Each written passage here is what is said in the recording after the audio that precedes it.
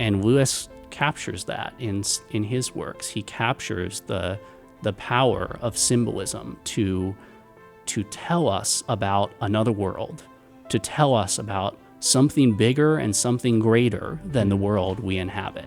It gives us a glimpse, even if only fleeting, of something more.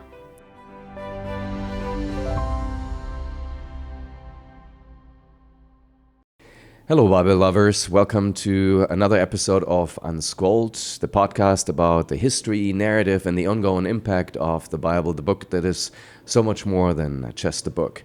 Today, we're talking about C.S. Lewis and a special exhibit we currently have here at the Museum of the Bible. And those of you watching on YouTube, you can actually see the special exhibit behind me. It's on the impact floor, the second floor of Museum of the Bible. And the exhibit is called C.S. Lewis, The Myth That Became Fact. To talk about this exhibit, about C.S. Lewis, his relationship to the Bible, we invited our very own Wesley Viner. Thank you for having me. Wow, thanks for being here. So Wesley is a curator here at the museum. He specializes in the history of early modern Christianity and science. He wrote his dissertation about, I have to read this, Reading, Revelation, and Nature, Biblical Interpretation of Natural Philosophy in the Early Modern England. Is that right? That is right, yes. Couldn't be more appropriate. Still in progress. Should be wrapped up soon. Yeah. Okay. So it couldn't be more appropriate for what we're talking about here. But Wesley, you didn't start as a historian or a curator. You actually were an officer in the U.S. Marine Corps, right? Tell us a little bit about your journey to the seat that you're sitting in here right now. Yeah, I started in a very different field. I did computer science for a bachelor's degree and a master's degree, spent some time in the military, worked in the tech field, and then decided to change career paths and pursue history. So I did 2 master's degrees, one in the history of Christianity and theology, and another in the history of science. So my specialization is historical interactions between Christianity and science. Then started my PhD and eventually joined the museum as the early modern curator here. So, people want to be lawyers, presidents, influencers, or whatever else, but how does somebody become a curator? Well, you have to go to school for a while and study. Most curators are historians. So a curator oversees some section of a museum's collection. They're responsible for the content that the museum puts out related to their material. Sometimes that's material chronologically defined. Sometimes it's a particular type of object, a material, say, here at Museum of the Bible, because we are a museum about books. All of the curators work on books from a particular time period. So I cover our books from around 1500 to 1800, give or take.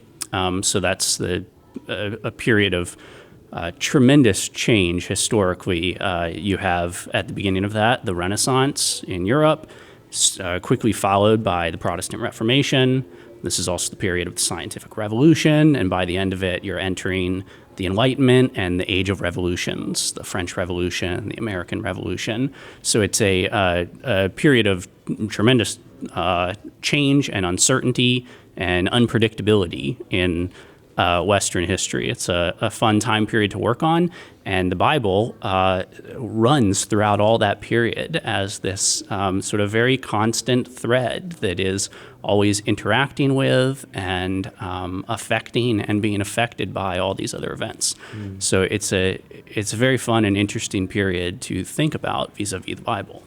So your love for books and for history, is that what triggered the change that you said, I want to pursue my passion, or how did that come? Yeah, exactly. Well, I'd done other stuff for a while. As I said, I'd been in the military and I'd done some work in tech, and I spent all my spare time reading books, reading history and reading theology, and I figured, well, this is what I spend my spare time doing. Why not make it a job? What do you enjoy most about it? So if you had to pitch somebody, hey, if you want to pick a job, you need to be a curator. Well, why is that? Within the discipline of history, being a curator, I think, is a particularly interesting option because it's a form of public history. So public history meaning history that's directed at the general public, a broad audience, as opposed to, say, teaching a college class where you're teaching a narrower audience, 20 kids in a room. But it is a form of public history where you also get to simultaneously do very detailed and interesting research into remarkable historical objects. So I sort of get to have my cake and eat it too. I get to research these objects, which I find fascinating, which have incredible historical consequences and significance. And then I get to turn around and tell a very broad and diverse audience about that history and those objects. It's, I think, sort of a unique opportunity within the discipline of history to both do research and communicate broadly with the public. So then you do your research and you have different topics, and we end up here in this room with all these fascinating books and exhibits of the life of C.S. Lewis. How does an exhibit like this come about? Take us through that process. Sure. So we have both permanent and temporary exhibits here. And so the permanent exhibits are always out. We're rotating books and continually updating and changing the material that's in them, but they're generally there. And then we do temporary exhibits that can last anywhere from 6 months to a year, where we pick a topic that would be relevant, interesting, important, and we explore that topic through objects in our collection and loans. So the process for creating that, while the exhibit might only be here for, say, 6 months or a year, the planning process can take many, many years prior to that. You need to identify narrative. What are we trying to say? It has to be something that you can say very concisely, because if you imagine, say, writing a book, you have a lot of words to communicate your point. Even if you write an online article, you still have a lot of words. Whereas in a museum exhibit, you have these very small labels that accompany the objects, and you need to say something meaningful in very few words. So what you want to communicate has to be both meaningful and narrow enough that you can communicate it concisely. Then you have to identify objects that you can use to tell that narrative, because the key difference between writing a book or an article and an exhibit is that we don't just communicate with words in an exhibit. We communicate with historical artifacts. And so that means identifying objects that you have internal to a museum's collection, or loans that you can get from partners, from lenders, from collaborators to augment your own internal collection. You have to write the exhibit. You often have to bring in outside experts because everyone is only an expert in so much stuff, and that means we necessarily cover stuff that is outside of our narrow specialization sometimes. You have to fabricate the exhibit. You have to build it out physically. It's a very long process. This exhibit was in the works for almost 3 years. So let's talk about this specific C.S. Lewis and the myth that became fact. How was this born? What was the idea behind it? The title, C.S. Lewis and the Myth That Became Fact, that comes from an essay that Lewis wrote called Myth Became Fact. And in that essay, he argues that when Christ became incarnate, myth became fact. And what we wanted to do in this essay is explain what he means by that. Why is he talking about myth? And what does it mean for a myth to become fact? And why is he framing the story of Christ this way? And so to do that, we are focusing in this exhibit on his scholarly life. And before everyone's eyes glaze over, his scholarly life is actually fascinating. Lewis is basically a household name at this point, I think. Yeah. Everyone knows him. Most people, I think, know him for his fiction, right? They've seen the movies, they've heard of the books, they've seen Narnia. Maybe if they're really a sci-fi fan, they've read the Ransom trilogy or some of his other material. And then there is also a separate demographic that is familiar with his apologetic works. So all of his stuff about Christianity, most famously Mere Christianity, but also the Screwtape Letters, The Problem of Pain, and some other texts. But what most people don't know, I think, is that in his day job, he was a professor. He taught literature, first at Oxford and then later at Cambridge. And he did that his whole life. As he was writing Narnia, as he was writing Mere Christianity, he spent his days studying literature and teaching it. And what we want to show in this exhibit is that those interests, his interests in literature, they shaped, one, his life and his own journey from a Christian home as a child to atheism as a teenager and then back to Christianity as an adult. But two, they also shaped the books that people know and love.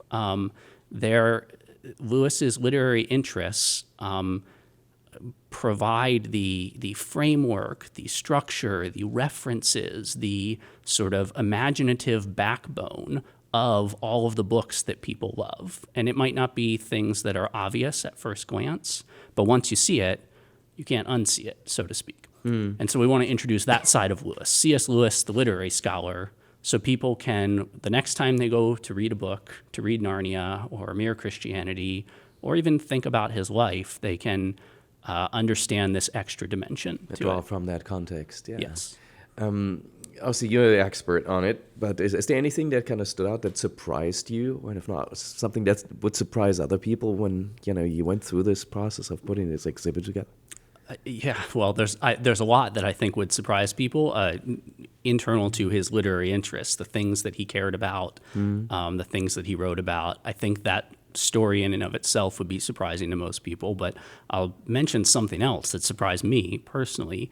I didn't know when I started working on this, and actually nobody knew during Lewis's life because it wasn't revealed until after his death by Walter Hooper, who sort of managed Lewis's literary estate after his death.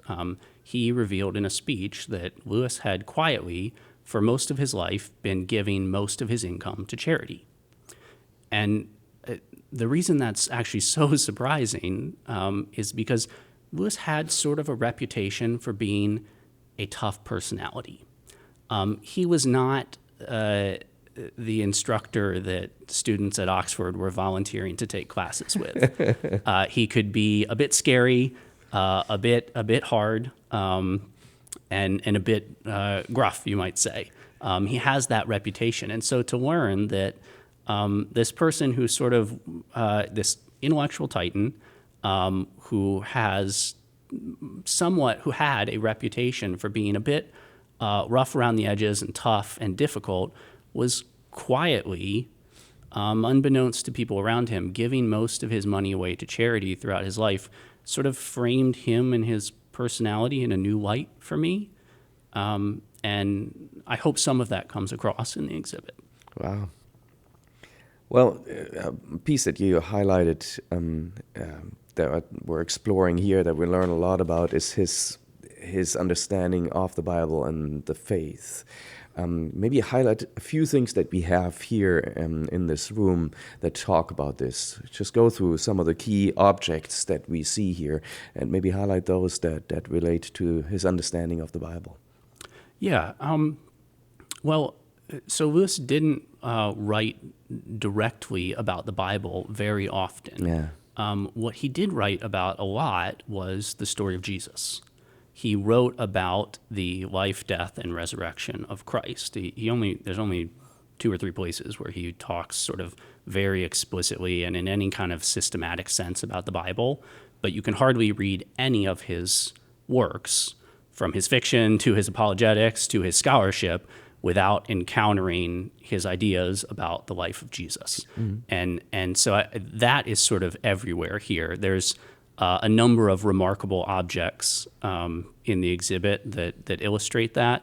One that I'll highlight, which is just behind me over here, is Perelandra. So Perelandra is part of his Ransom trilogy. It's this sci-fi trilogy that he writes. It's a trip. Yes, about a protagonist, Ransom, traveling beyond Earth to other planets. This connects both his literary scholarly interests and his faith and his own fiction, because that book is sort of Lewis's own rendition of John Milton's Paradise Lost. So Paradise Lost, a famous poetic epic from the 17th century by John Milton that recounts the story of the Garden of Eden, the fall of Adam and Eve. And Lewis writes a very influential scholarly analysis of that text. It's called A Preface to Paradise Lost. And in that preface, he wonders what would have happened if Eve had not eaten the fruit? What would have happened if she had resisted the temptation? And then he explores that in his own book, Paralandra, which is basically Paradise Lost on another planet. It's the story of the Garden of Eden and the temptation on another planet, and ultimately Eve resists. The queen resists. And so we have all three of those objects. We have Lewis's personal copy of Paradise Lost, complete with his annotations in the margins and his notes and his literary analysis. That's kindly on loan from the Wade Center at Wheaton College. Then we have his preface to Paradise Lost, and then we have Paralandra. And you can see all three of them side by side and see those connections, see the way that his literary interests, this love that he has for Milton and his work, is then shaping his own fiction. Wow.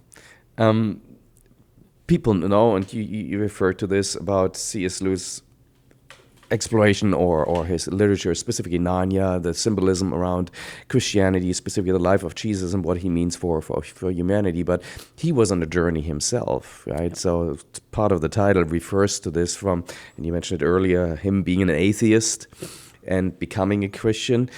Talk us through that process and how that influenced his work. Yeah, so that's one of the core themes of the exhibit, one of the narratives that we want to tell and inform people about. So Lewis is born in a Christian home. He's born in Belfast, Church of Ireland. As a child, he confesses Christianity, and by his own account later, he genuinely believed it, or at least was attempting to be sincere about it. But by his teenage years, he is an atheist.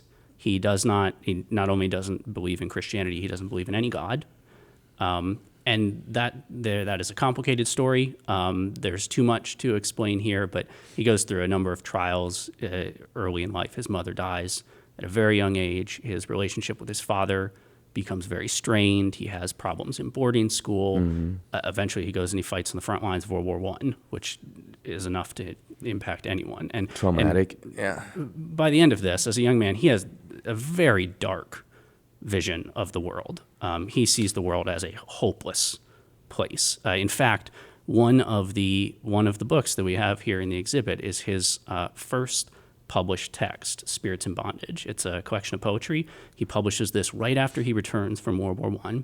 So he's an atheist at the time. And the quote that we've highlighted is from a poem called De Profundis, which De Profundis is Latin. It means out of the depths. It's the first words of Psalm 130 in the Vulgate, the Latin translation of the Bible. And so the psalm says, out of the depths I cry out to you, O Lord.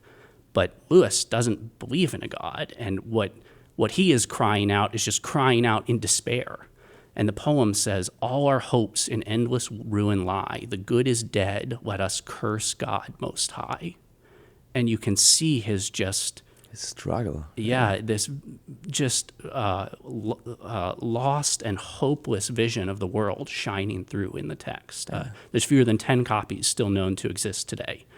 So it's quite remarkable to have and to be able to see and hold in person. But those are his objections to theism broadly. He also has narrower objections to Christianity.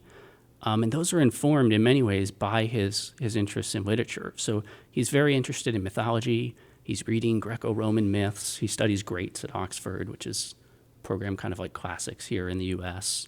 So he's studying ancient philosophy, ancient literature. He then studies English literature. And he basically says the story of Jesus looks to him like all of these other myths. It looks the same. It shares commonalities. There are so many ways that it looks just like all of these other things. And so in that sense, his scholarly interests are not the only reason, but one of the reasons that he rejects Christianity as a young man. And in this remarkable turn of events, those same scholarly interests become one of the reasons that he embraces Christianity. So how did that work? What was the trigger? How did we revert back to where he came from? Right? Well, before he embraces Christianity, first he becomes a theist. And that's a story Lewis tells himself in Surprised by Joy, his spiritual autobiography. And I won't. That again is a long story. We can't go into all the details. Well, but we got time. okay, well, he comes to believe that as much as he struggled to reconcile earlier in his life the despair he saw in the world with the idea of a God, or at least a good God, that actually he can't make sense of the world at all without a God. That concepts like morality don't make any sense without some sort of divine grounding. And that happens in part through the influence of a number of Christian friends and colleagues at Oxford. So Lewis becomes friends in the 20s and early 30s with a number of Christian scholars at Oxford, including most famously J.R.R. Tolkien, the future author of The Hobbit and The Lord of the Rings. And he actually writes in Surprised by Joy about sort of how perplexed he is by the fact that all of his friends are becoming Christians, and he can't make heads or tails of this, and he finds it very frustrating. But he eventually becomes a theist, and for several years he believes in God, but not necessarily Christianity. And the turning point, there's a sort of famous story that Lewis never retells himself, but Tolkien tells in some letters, and it was later sort of reconstructed by historians studying that material, where Lewis goes for a walk with Tolkien and with another friend, Hugo Dyson, another Christian at Oxford. And they're walking around the grounds of Magdalen College, which you can actually see in the background here in this mural. And Lewis objects that Christianity looks like all these other myths. There are other myths of gods coming down to earth and dying and resurrecting. And Tolkien counters, in essence, to summarize his ideas, maybe it's not the case that Christianity is false because it resembles these other myths. He says, in essence, maybe these other myths resemble Christianity because it's true. And what he means by that, and what Lewis comes to believe, is if the central themes of Christianity, the central narrative of Christianity, sin, death, failure to overcome that, the need for a savior, the hope of a resurrection, if those are the central themes that characterize human existence, the problems which plague us all, and the hopes that we all have, then Lewis says, of course we should expect other people throughout history to talk about them. Of course we should expect other people to think about these problems, to hope for a resurrection, to think about a savior. He says this is not unexpected. We should expect nothing less than to see the same themes, the same narratives show up elsewhere.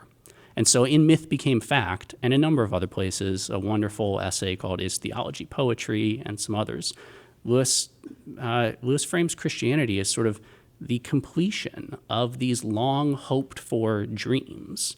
He says in Myth Became Fact that the old myth of the dying God came out of the heaven of imagination and down into the earth of history.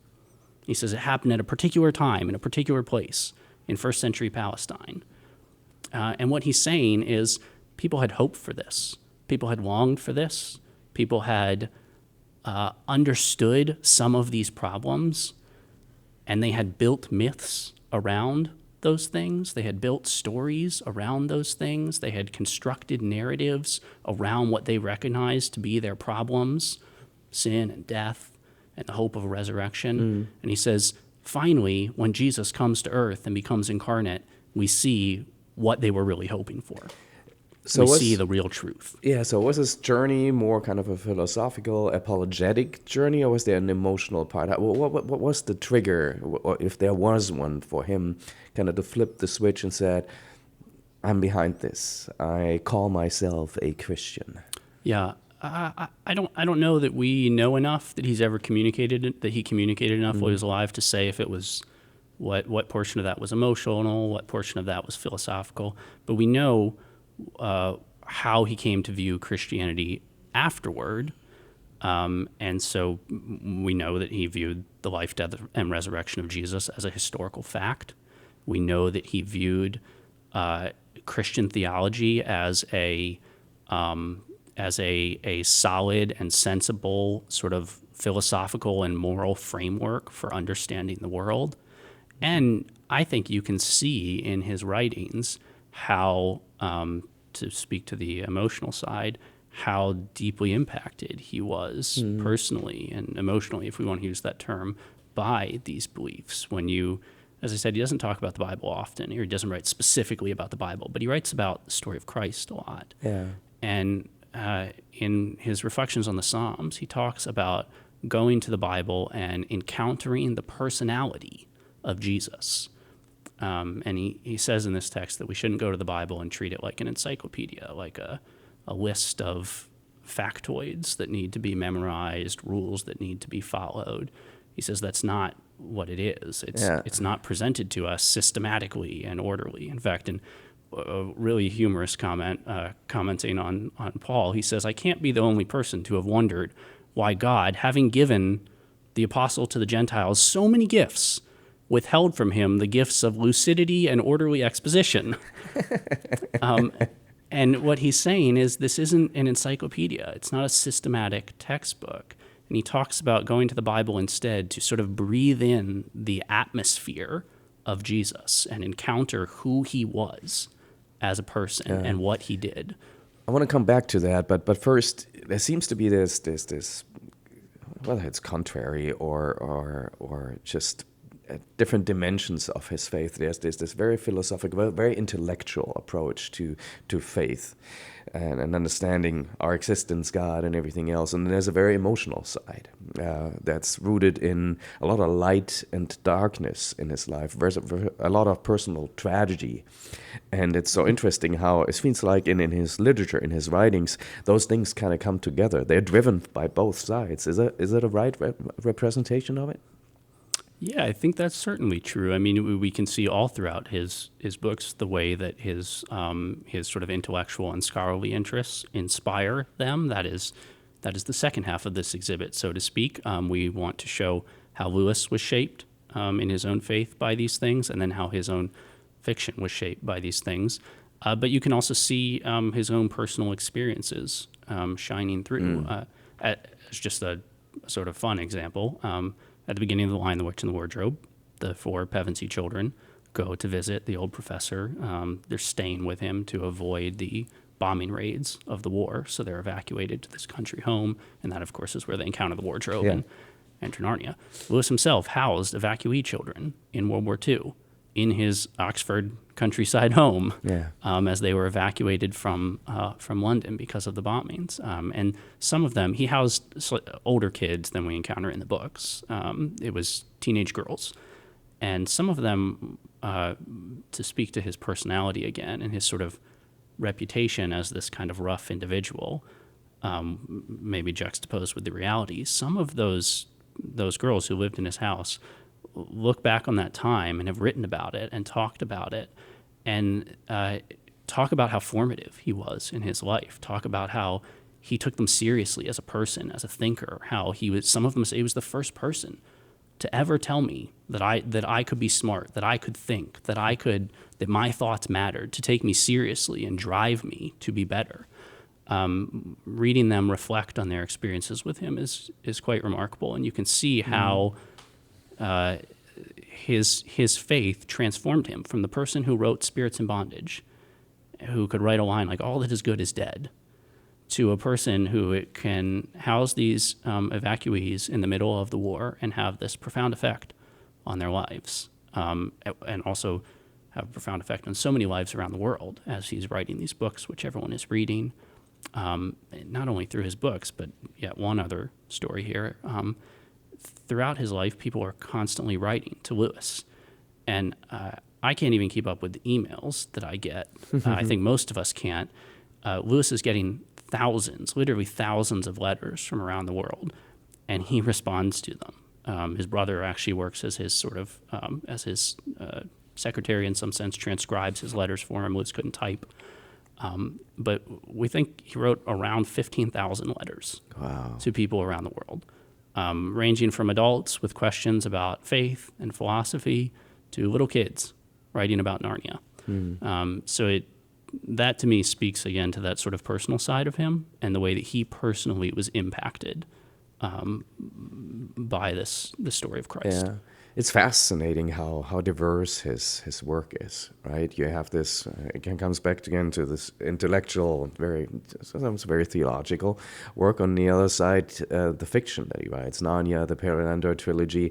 It almost seems like an escape, or maybe a better word is, sometimes we don't have enough words, so we have to come up with something that describes in a more picturesque and more symbolic way what I'm trying to say. Would you describe it that way?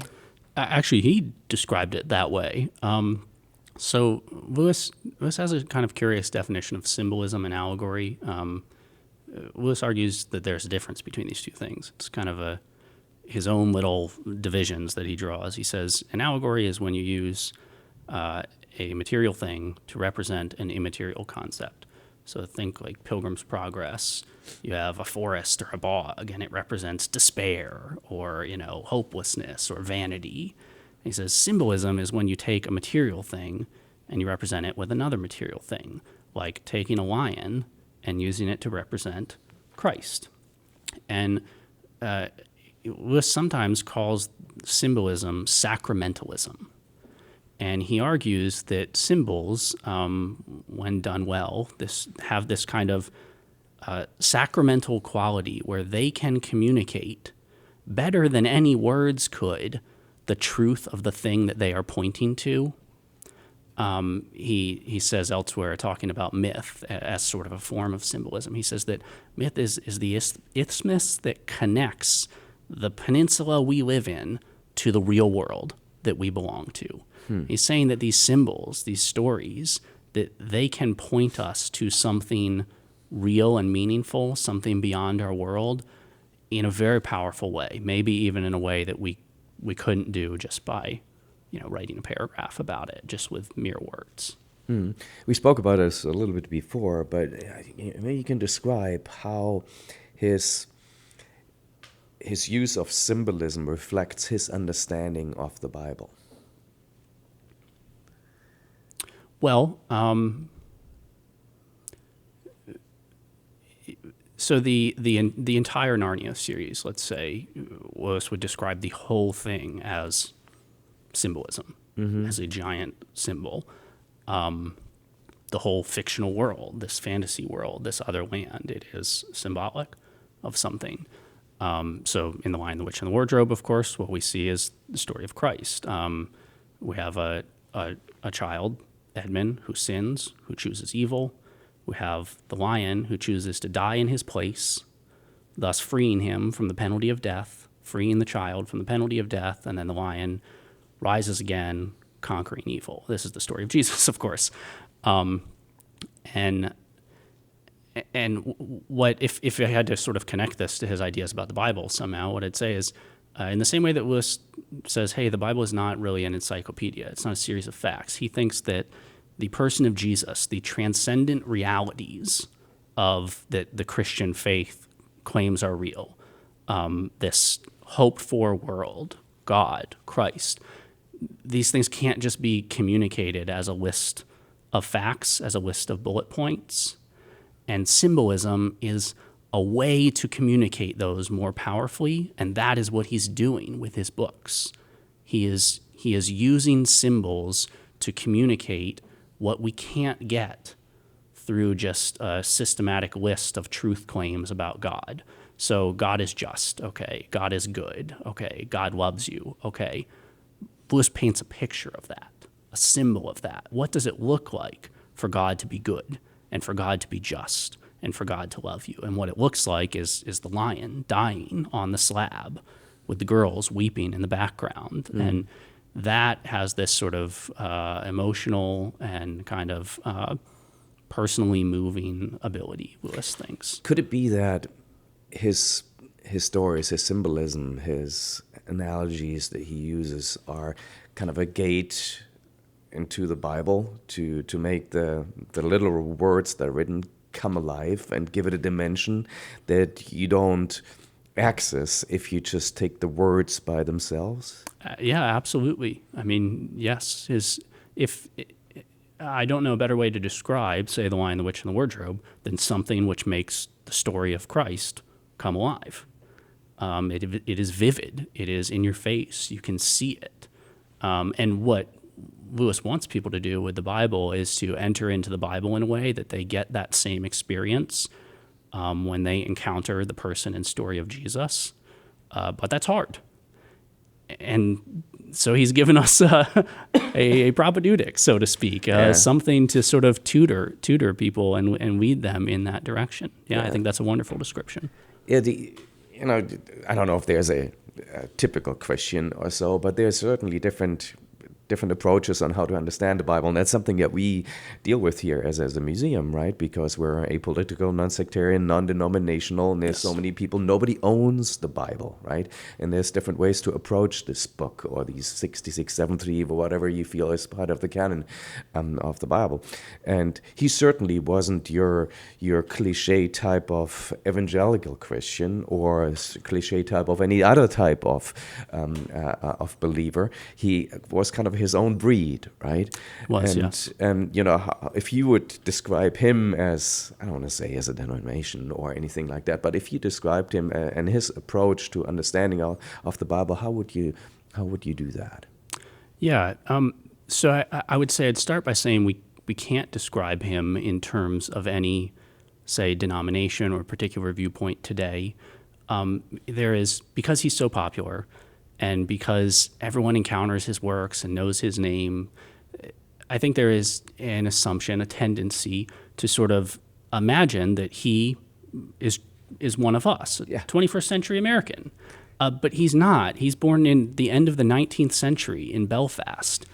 He lived in a different world, in a different place, when the church was a different place, with different assumptions, different movements, different arguments, different debates. And that means if we try to sort of drop him into our present context and imagine, oh, here he is, he must believe all these things or all these things, we are bound to be wrong. And then just to complicate matters further, as you said, he's a pretty unique individual.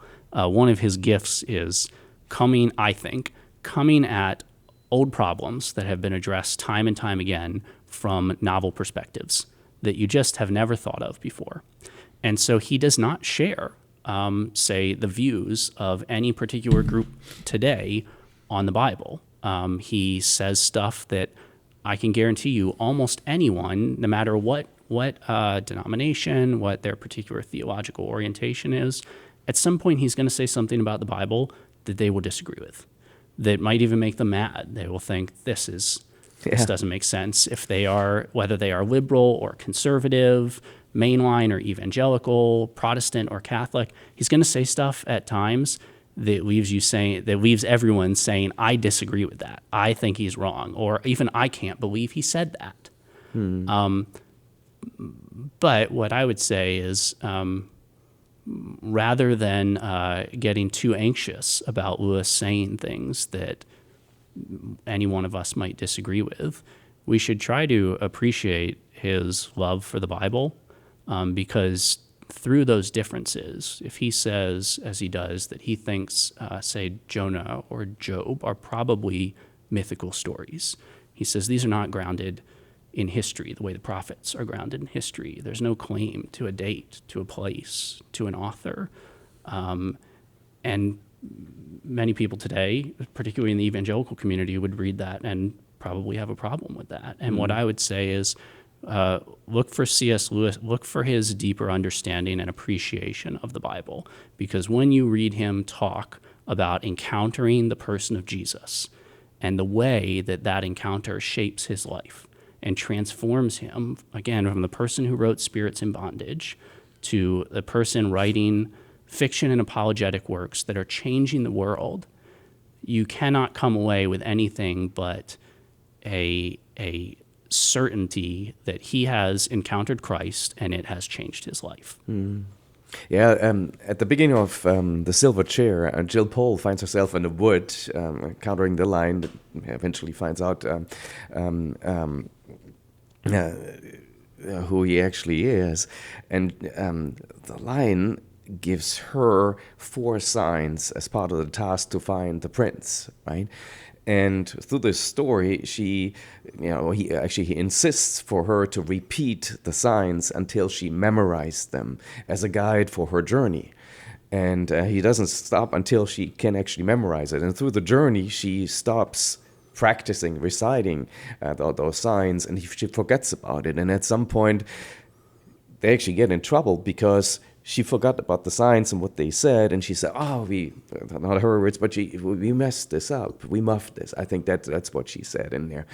And some people see this as and I actually like this understanding, see this as C.S. Lewis's understanding of the Bible as a guide. Right? You take the scripture, you take the verses of the Bible, whether it's Psalms that you referred to earlier or other passages of the Bible as a guide for your life. And if you forget those, you only got to get in trouble.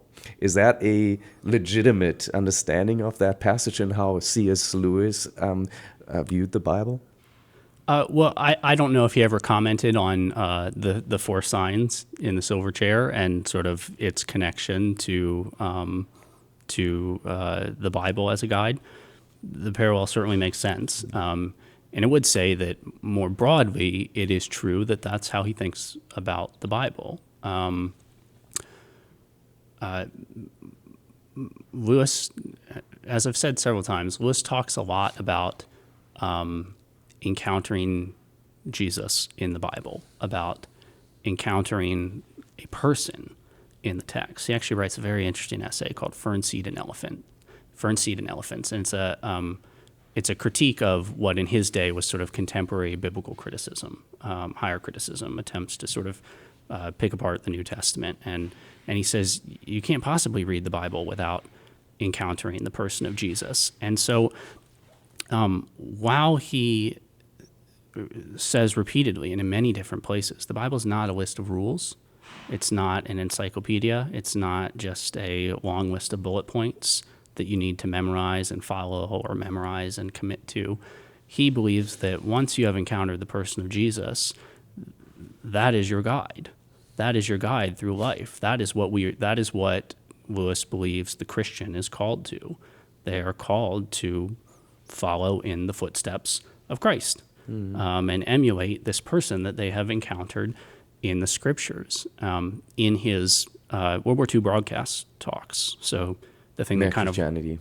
Yes. So this is the thing that kind of rockets him to international fame. He's kind of this unknown scholar. Yeah. The BBC asked him to come on and give a series of talks about Christianity in the middle of World War II, and it becomes an international sensation. And in one of those, it's actually the only one with surviving audio. The audio for all the rest was lost. It was taped over, I think, or something to that effect. And in the surviving audio of the one that survives, it's a chapter that becomes called Beyond Personality. And Lewis says that to truly find yourself, to find the person you were meant to be, you have to lose yourself. You have to give up and die to yourself in order to find life, to find the person who God really wants you to be. And so in that sense, Christ is sort of this guide for what it means to be a person, a Christian, to follow him. I don't know if he would describe himself as an evangelist, but he certainly was a teacher, and Mere Christianity was that, probably as a teacher, the most impactful book in that sense that he wrote. Of all the work that he did, it seems like, that was the most systematic one that kind of described his understanding of Christianity, kind of like a recap of his past and kind of a strategy paper for the future, what he did. So he just documented, this is where I stand, this is what Christianity is, how I understand it. Is that right? Yes, it is. And I'd add something to that. So the word mere is there for a reason. Lewis says repeatedly, I'm not a biblical scholar. I'm not a theologian. He says, I'm a lay person in these fields, but he thinks in his day that the biblical scholars and the theologians aren't doing a particularly good job That's how he communicating starts the book. Yeah, yeah. with the broader public. And so Yeah. he says, I'm doing this because none of you are. But what's interesting is Lewis has a very ecumenical vision of Christianity. If you recall the story I mentioned about Tolkien and Hugo Dyson and these sort of Christian colleagues who brought him to Christ, they are a mixture of Anglicans, of Catholics. Tolkien is a Catholic. And when Lewis talks about mere Christianity, and he talks about this in the opening of his book, he says, I'm not trying to get into the details. I'm not trying to outline sort of a particular camp. He says, I want to identify the basic core principles of Christianity, which all of us share, which everyone across these denominations and traditions and different churches can all agree upon and sort of hold to.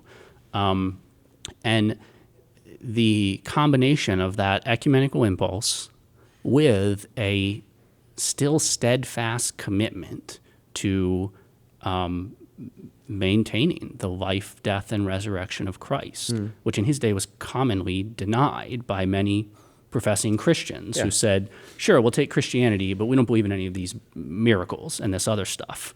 It's just, think of, for instance, the Jefferson Bible, which is across the street from us.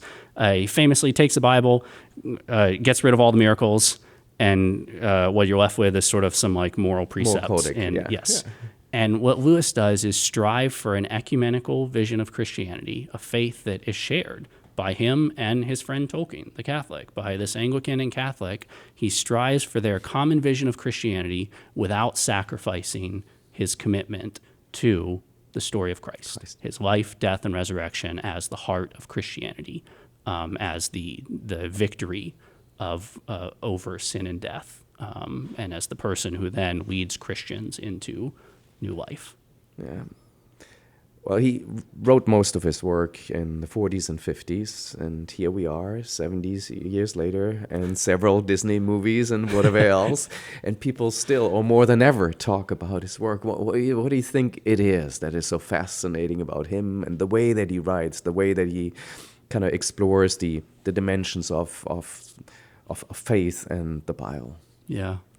I'll give you a pragmatic answer and a perhaps more inspiring answer. The pragmatic answer is, I think it has a lot to do with Walter Hooper, the guy who managed his literary estate after he died. Walter Hooper spent the remainder of his life consistently working to publish and republish as often as possible everything that Lewis wrote. So, for instance, if you go to Amazon and look for books by C.S. Lewis, you'll find a whole bunch of these edited volumes of essays that he wrote and articles. Those are all posthumous. Those were all published by Hooper after Lewis died. And often, when he would publish those, he would make a deal with the publisher that said, "I'll let you publish this collection of essays. You have to reprint this other book." So one of the pragmatic answers is he had an advocate after his death, Walter Hooper. But the more inspiring answer, I think, is that one of the things we see in Lewis's literary and scholarly interests are that these texts, which he loves, are kind of timeless. From Homer to Dante to Milton, these texts have withstood the test of time. They have been around for centuries or even millennia, and Lewis works on them. Countless other people work on them and recycle them and riff on them and expand upon them. Lewis does that regularly. His book, The Great Divorce, is his version of Dante. Yeah. It's Dante's Divine Comedy, just Lewis doing his own version of it.